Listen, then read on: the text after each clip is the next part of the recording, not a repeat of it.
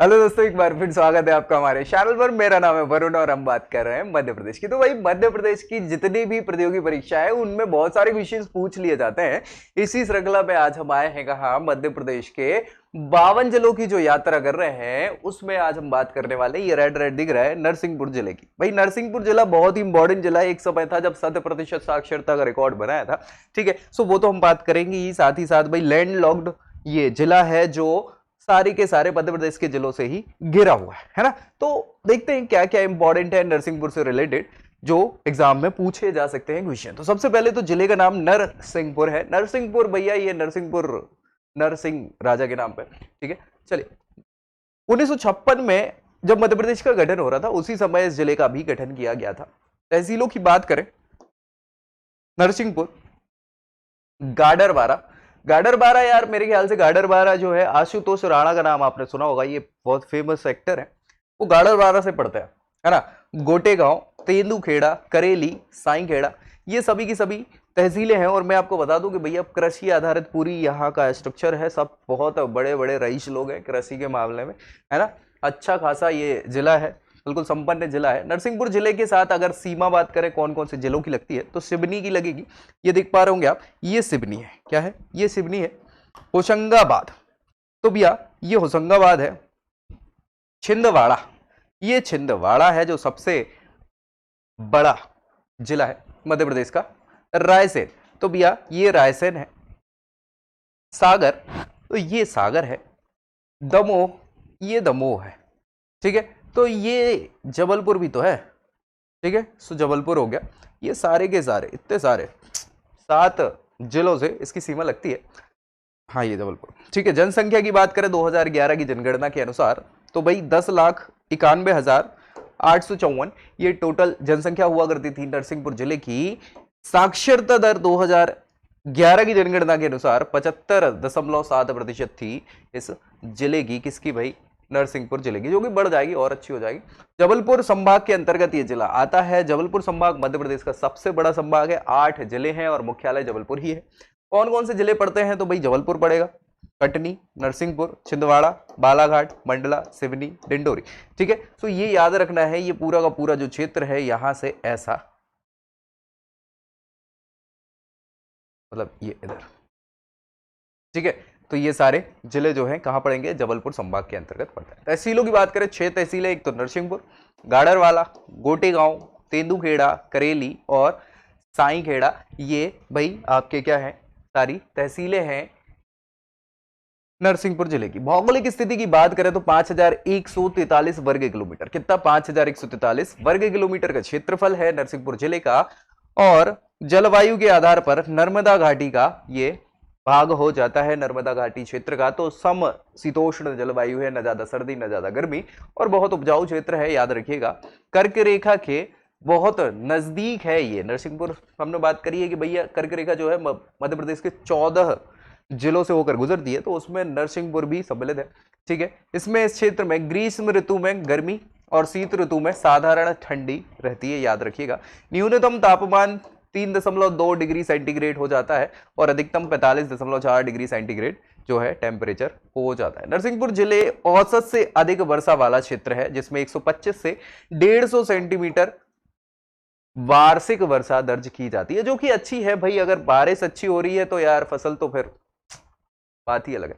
नर्मदा जिले में प्रमुख नदियों की बात करें तो घासी घाट, मुआर घाट,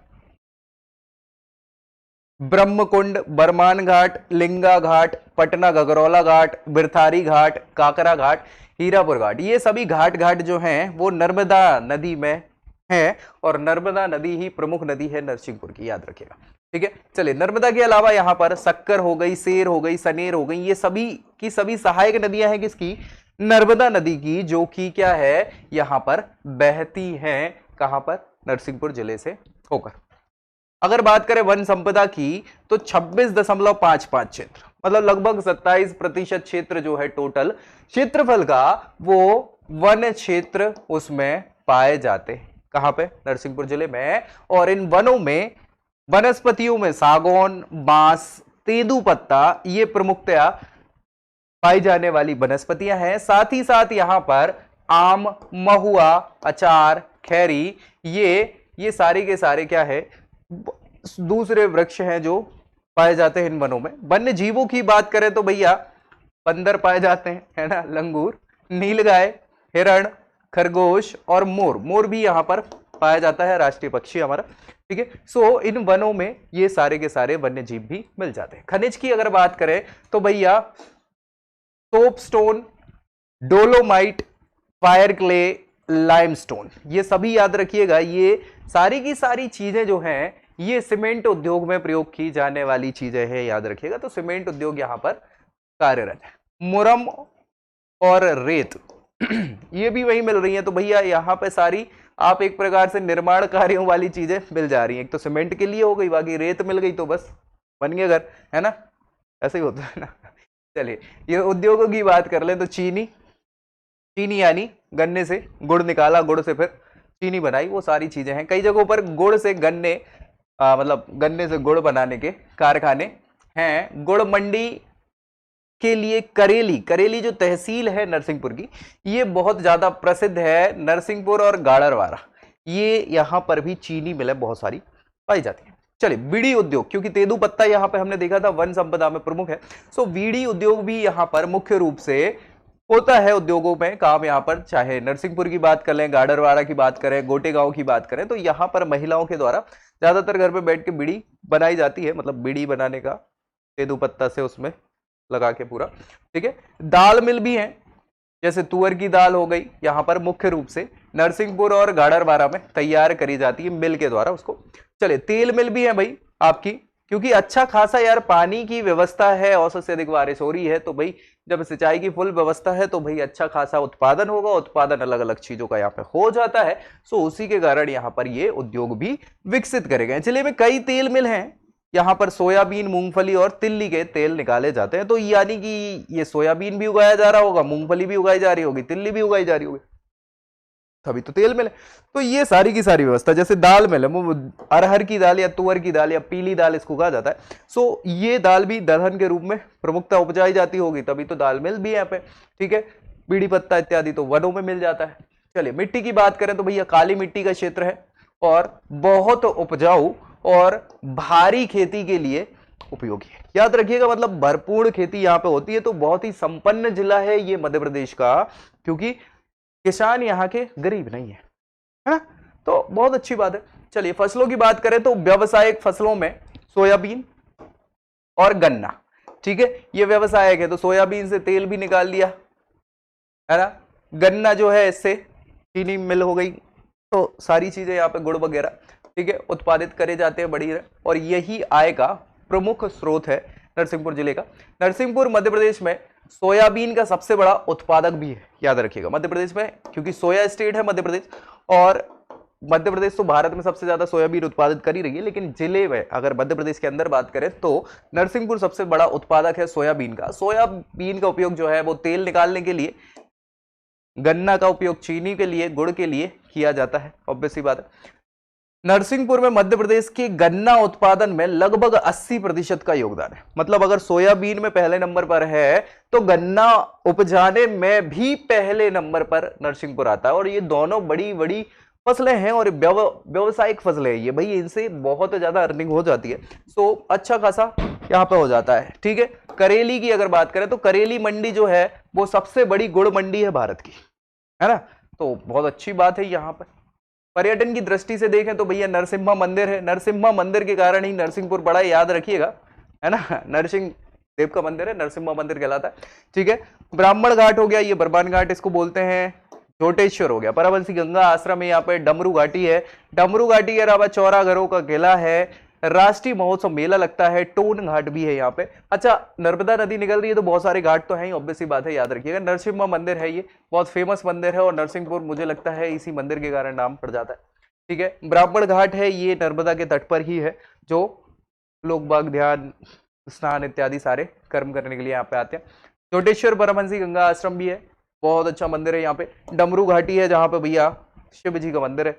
इसके अलावा चौराघरों का किला है भाई, ये घूमने लायक बहुत अच्छी साइड है, मतलब थोड़ा सा खत्म होने की स्थिति में है, लेकिन जीर्णोद्धार कराया जा सकता है। घूमने की स्थिति में तो अभी भी है। राष्ट्रीय महोत्सव मेला लगता है यहाँ पे, जो कि आकर्षण का बहुत प्रमुख केंद्र हो जाता है।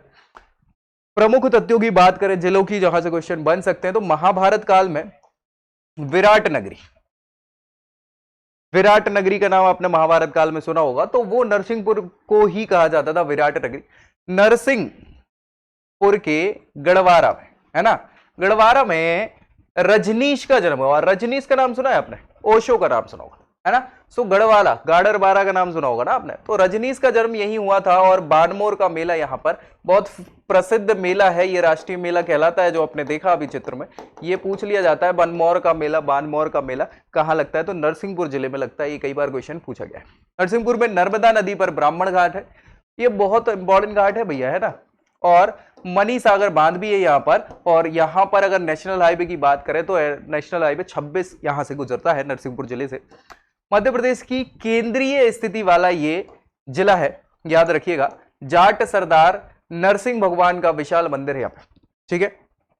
नरसिंहपुर जिले को खुले में शौच मुक्त जिला भी घोषित किया गया है। यहाँ पर अब कोई खुले में शौच नहीं करता है, ठीक है ना, सब बंद में ही करता है, तो ये इंपॉर्टेंट हो जाता है, ठीक है। साथ ही साथ यहाँ पर पहला हिंदी साक्षर जिला भी इसको जिले को घोषित किया गया था, याद रखिएगा। हिंदी साक्षर जिला है पूर्णतः। नरसिंहपुर में अरहर उत्पादन में भी प्रथम स्थान है। वाह वाह वाह।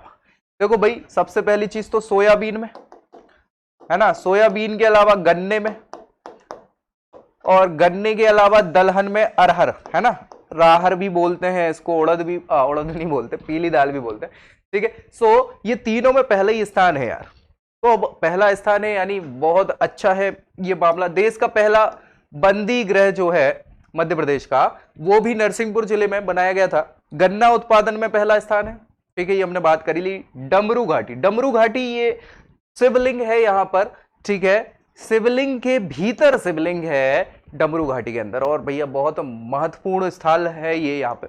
बोहानी में आलाउदल के पिता जो थे जसराज, आलाउदल की बात हमने कर चुकी है। आलाउदल भाई पृथ्वीराज चौहान के समय चंदेल वंश के जो शासक थे, उनके सेनापति हुआ करते थे, जिनसे युद्ध हुआ था आलाउदल का, ठीक है। सो आलाउदल के पिताजी जसराज थे और चाचा बछराज थे, ये नरसिंहपुर के शासक हुआ करते थे, पिताजी और चाचा जी, ठीक है। तो भाई बहुत अच्छी बात है यहाँ पे।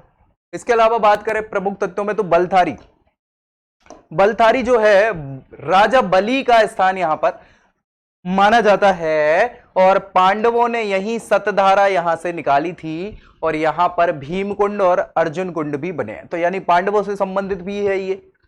इसके अलावा नरसिंहपुर में करेली की तो हम बात कर ही ली है, यह गुड़ की प्रसिद्ध मंडी है भारत की, ठीक है। नरसिंहपुर का बरहटा, बरहटा ये महाभारत काल के विराट नगर, जो महाभारत काल में विराट नगर कहा जाता था, वो नरसिंहपुर का बरहटा है, ऐसा माना जाता है। बरमान घाटी, बरमान घाटी बहुत इंपॉर्टेंट है, जो यहां पर नर्मदा नदी 7 धाराओं में बहती है, यही सतधारा कहलाती है, ये बहुत इंपॉर्टेंट है, जो पांडवों ने निकाली थी।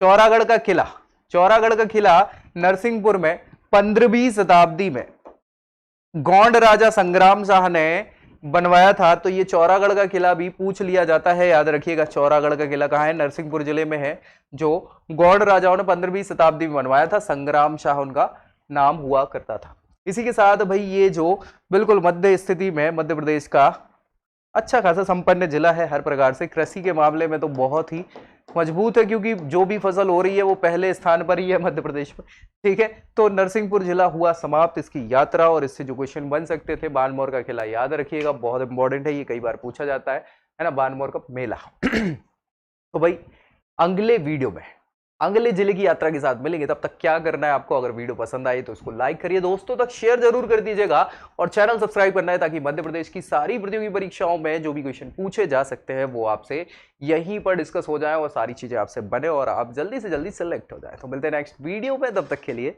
जय हिंद।